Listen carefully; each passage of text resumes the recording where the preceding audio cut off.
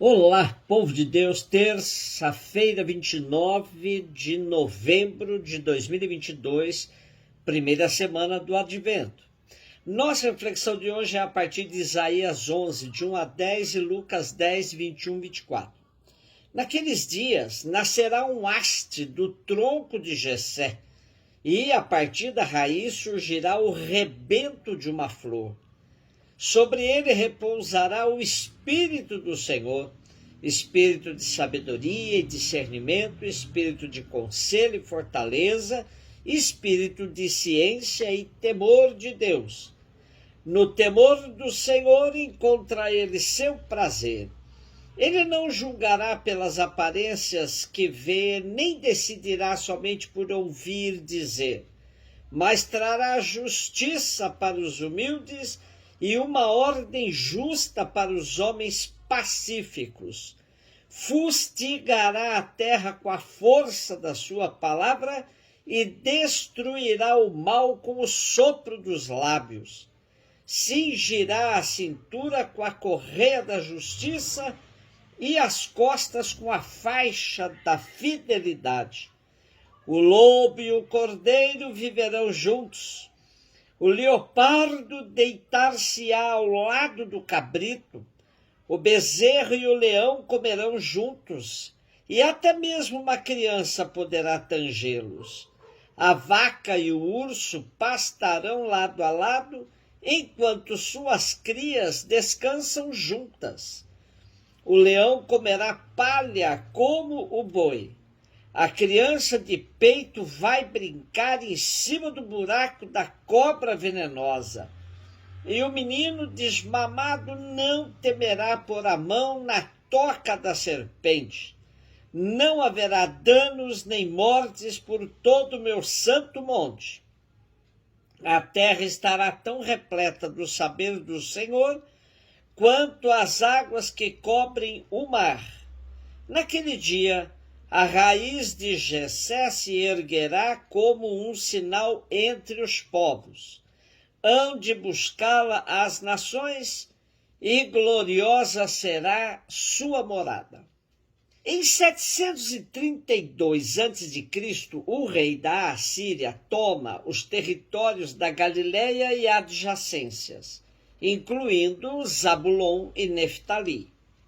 O povo do Reino do Sul teme o avanço assírio, mas o profeta mostra que Javé libertará os oprimidos e trará a paz. O que leva Isaías a essa luminosa esperança é o nascimento do Emanuel, que é Ezequias, o filho herdeiro de Acás. O profeta prevê um chefe sábio, fiel a Deus, duradouro e pacífico. Ele perpetuará a dinastia de Davi, estendendo o reinado desse até as regiões agora dominadas pela Assíria, e organizando uma sociedade fundada no direito e na justiça. Mateus, reinterpretando este oráculo, o aplica à pessoa e à ação de Jesus. Isaías projeta para o reinado de Ezequias o ideal utópico de uma sociedade que chegou à realização plena. Esse reinado se fundará no total espírito de Javé, que fará surgir uma sociedade alicerçada na justiça, produzindo paz e harmonia. O Segundo Testamento vê o cumprimento do oráculo na pessoa de Jesus. É a partir da ação dele que se constrói o mundo novo, onde todas as coisas se reconciliam. Lucas 10, 21, 24.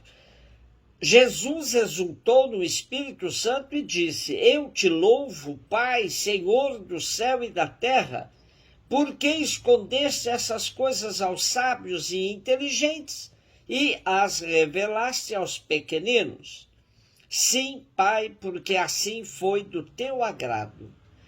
Tudo me foi entregue pelo meu Pai. Ninguém conhece quem é o Filho a não ser o Pai.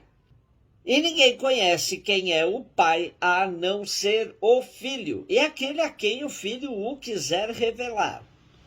Jesus voltou-se para os discípulos e disse-lhes em particular: felizes os olhos que veem o que vós vedes, pois eu vos digo que muitos profetas e reis quiseram ver o que estáis vendo e não puderam ver.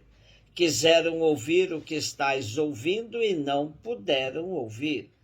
Temos hoje uma das mais belas orações de Jesus, onde ele declara ao Pai que os sábios e inteligentes não são capazes de perceber nele, em Jesus, a presença do reino.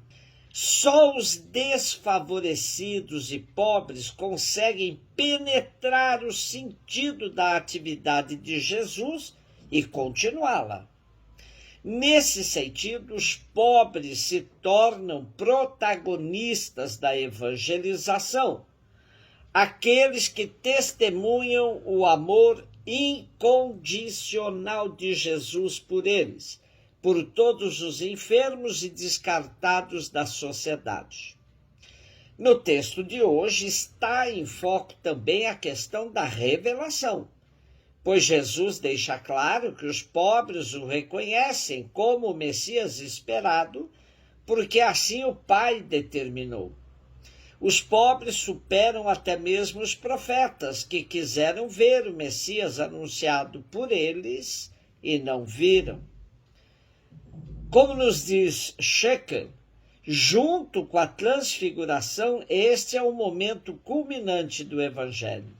Um gozo sobre-humano infundido pelo Espírito brota de maneira tão forte em Jesus que ele não o contém e o expressa nesta oração.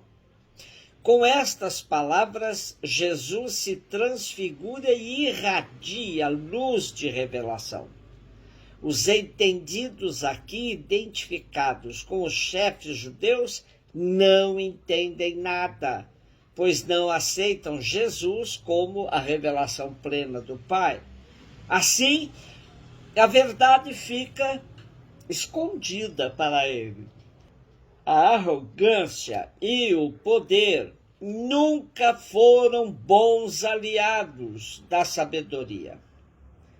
Ainda hoje a igreja sofre perseguição por causa de sua opção pelos pobres.